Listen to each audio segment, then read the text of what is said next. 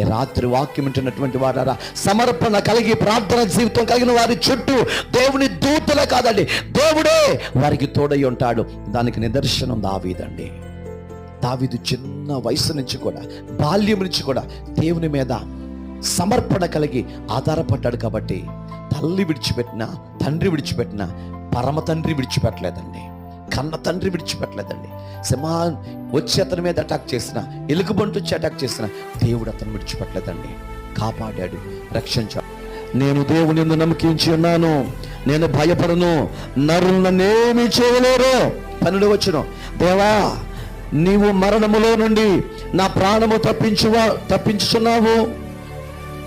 నేను జీవపు వెలుగులో దేవుని సన్నిధిని సంచరించినట్లుగా జారిపడకుండా నీవు నా పాదములను తప్పించి ఉన్నావు. నేను జారిపోకుండా, పడిపోకుండా, మరణములోకి వెళ్ళిపోకుండా